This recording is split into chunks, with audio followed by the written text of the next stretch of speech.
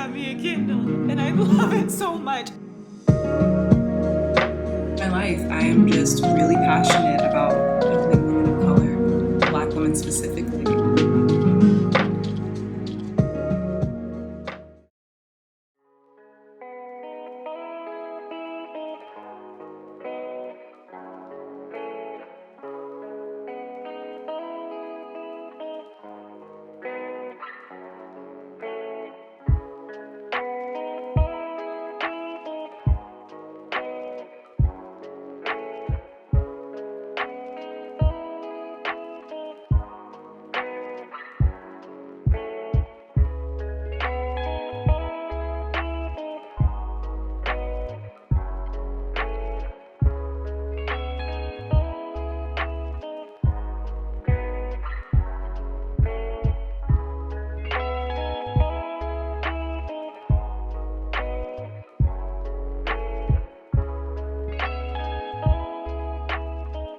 Good morning.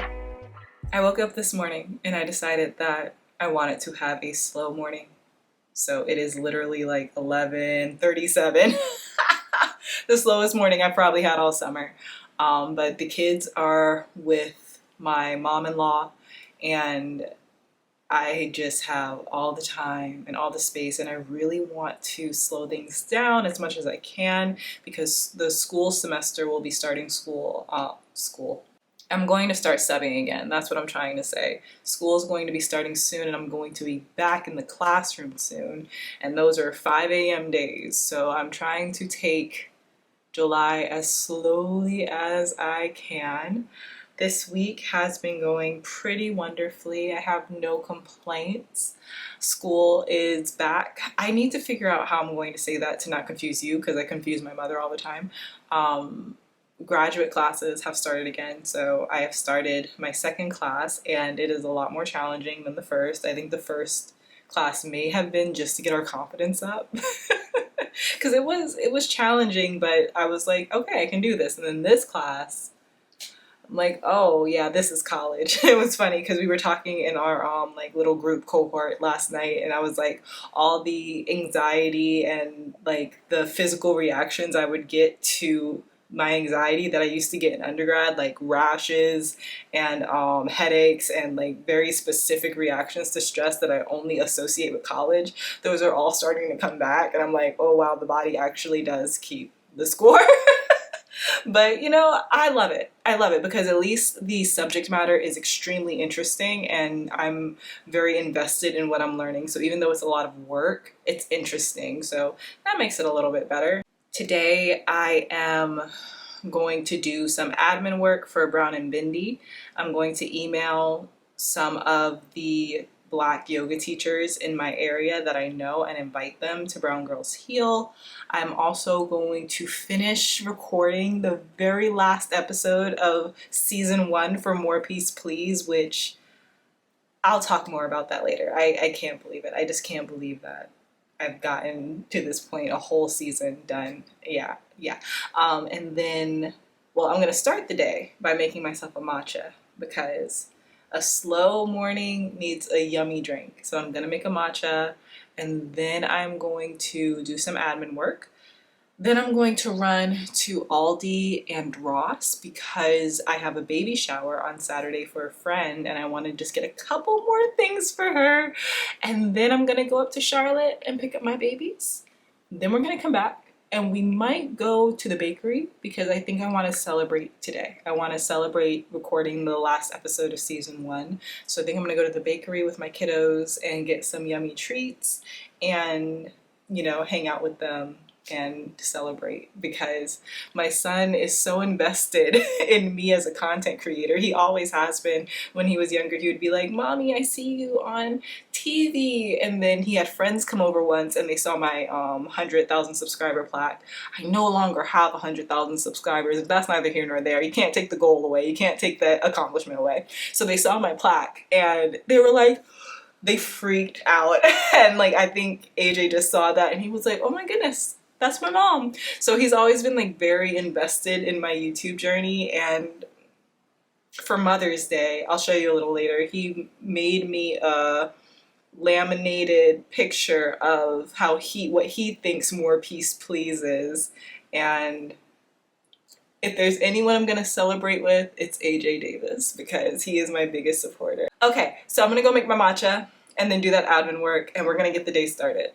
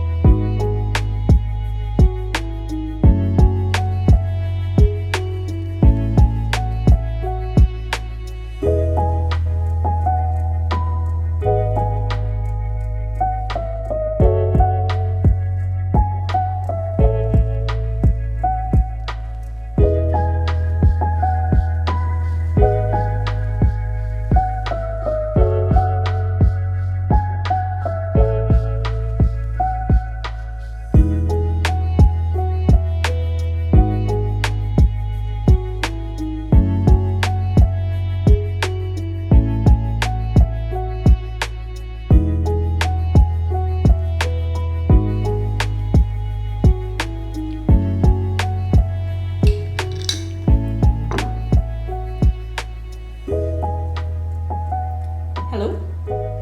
Hey. Hey, what's up? I put my camera on a surface that might not be smart. It might fall at any moment, but we're gonna just trust in the Lord our God that I'm not gonna break my camera. Okay, so I just sent out emails to a few of my yoga teacher friends and a couple of my friends who are studio owners who have Black teachers who work for them, and I sent them a formal invitation to Brown Girls Heal, and I would also like to extend to you that invitation if you are a Black yoga teacher. This will be a voucher, so you will not have to pay for the event. Just go ahead and email me and let me know that you are currently a certified yoga teacher and that you have intentions to, go into either a community, schools, whatever, and want to teach yoga in a more trauma-informed way. Down the road, I would love to offer certifications for trauma-informed yoga, continued education, but I can't do that until I get my graduate degree. That being said, especially with some experiences that I've had this past summer with different yoga teachers, I'm gonna be real about it. Western yoga, even though we try as hard as we may to focus on the philosophy is Hindu. The philosophy is rooted in Far Eastern culture. And our culture is very different than the philosophy that Hinduism and yoga is rooted in. And I know the conversation about like Hinduism and Christianity, oh my goodness, I've had it so many times. I'm not gonna have it right now. If you want to talk about it, maybe I'll do a live or something. But anyway, the cultures are just so distant. So at times, it just becomes appropriation because the philosophy that we're teaching is, even though there are universal truths, there are disconnects. So the reason why I think it's so important for all yoga teachers to be trauma informed is because when you are trauma informed specifically to the needs of Western civilization, you are able to go help and to go serve in a more authentic way. So I think that it's very important for all yoga teachers to be trauma informed, for all yoga teachers to not only understand the scientific, psychological aspects of trauma, but also to understand the specific demographics of people who are struggling in our country and how those people specifically need help. Everyone is not for everybody. I have always had a passion for Black women. In my cohort, I'm seeing people who have passions for working with people with addictions. You'll see people who are passionate about working with women who have been abused. There are different backgrounds that you can work with. And if you are truly interested in this path, I beg you to do research on how to become more trauma informed, because being trauma informed is the way you find out the specific path to help the people that you want to help. I fear that in the yoga community, we think we know breath work, we know asana, and that's enough. And working with the people I've worked with this summer, that is not enough. And you don't need much. You don't need much, but you need a foundational level and foundational understanding of how trauma impacts the mind. And when you have that, you're again able to help people in a more informed, authentic way. I didn't mean to get on my soapbox, but anyway, if you are a Black yoga teacher, I would love to have you. And of course, I know we have a lot of non-Black yoga teachers. I want to offer a trauma-informed certification. You guys, this is just where I am in life right now. Where I am in life right now is focusing on Black women. That's where I am. And I don't know when God's going to tell me to shift. There are plenty of amazing trauma-informed certifications out there. I took yoga medicines, and I can link that in the description. Maybe I need to get an affiliate link, but I can link that in the description if you are interested in finding out more about getting a trauma-informed certification. But yeah, right now at this time in my life, I am just really passionate about helping women of color, Black women specifically, heal. So that's what I'm gonna be focusing on. Time to go record the very last episode of More Peace Please for season 1. I can't believe it. I just want to express gratitude for each and every one of you that's listened to this podcast over the past 15 weeks. It's truly been a labor of love. Being able to offer opportunity to explore how we as individuals pursue peace, how we define peace, and then also being able to look at our neighbor, to look at others and say, how do you define peace? Because then we can start to identify with ourselves and each other. And that's ultimately what this podcast was about. Not me with the big smile. Okay, so my husband got me a Kindle and I love it so much. I did not know I could love anything as much as I love this, but here we are. Yeah, this is just a regular Kindle. It's not a Kindle Paperwhite, but I wanted the matcha color because I was marketed to, and it was called matcha, so here I am. Yeah, I love it. I started reading. I gotta unlock it. To see what the book is called because I forgot. Still learning how to work it. I just started reading Before I Let Go, which is our book of the month. If you have not yet, go ahead and join Brown Girls Love Smut. It's a book club that my friend and I started. And yeah, it's just gonna be brown girls, Black girls reading slut. Slut? It's just going to be Black girls reading smut. That's so funny. I don't know if I'm gonna cut that out. Oh, so funny. But yes, I'm on chapter 3. I have to say, I really am a suspense horror girly. Those are my favorite genres: suspense, thriller, horror. And romance, I love romance, but I hate the beginning of romance novels because it's like, oh my God, I don't care. I don't care about any of this. Just get to the interesting stuff about their dynamic and then get to the smut, get to it. But I understand that it's world building. I understand that it's building emotional attachment. I get it. I will always be a little bored. I'll always be a little bored. That being said, Before I Let Go only had me bored for about 10 pages. And then from there, I'm like, okay, emotional attachments happened. I'm rolling. The page turning is coming a lot quicker. So I think I'm really going to enjoy this book because I'm starting to get into it. So yeah, again, that's Before I Let Go. And Black Girls Love Smut.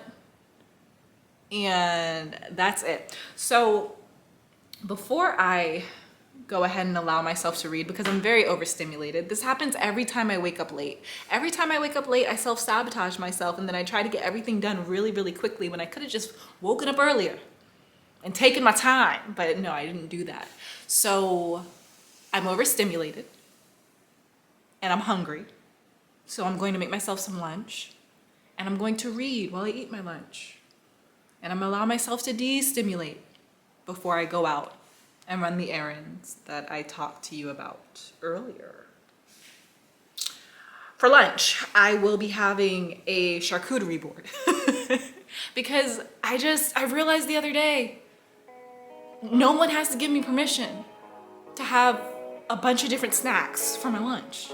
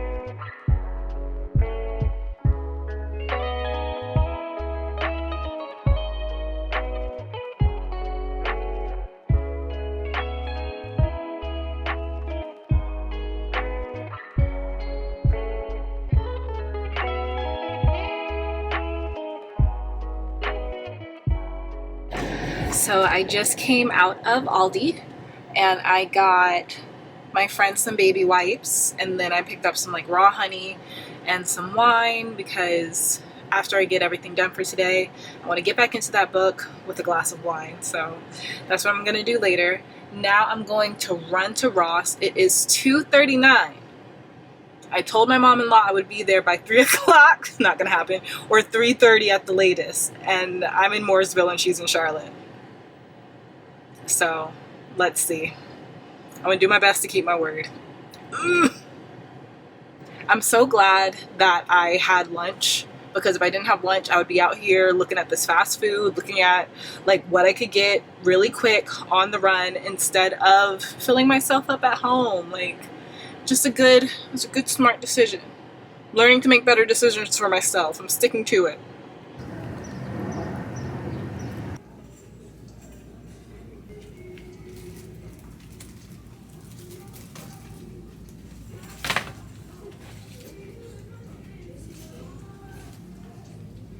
Yeah, it is a lot.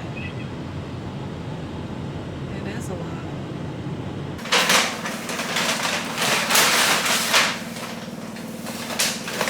I just threw it on top and tried to stir it. I'm trying Yeah, that was to be fine. yeah, but I'm gonna try to layer it so that way it's all Gets in. all in it? Yeah.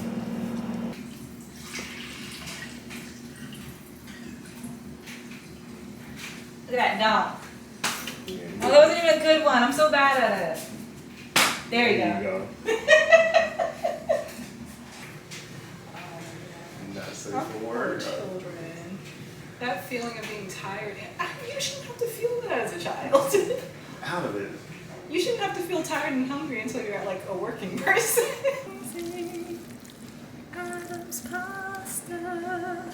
Amazing. Okay, little riff.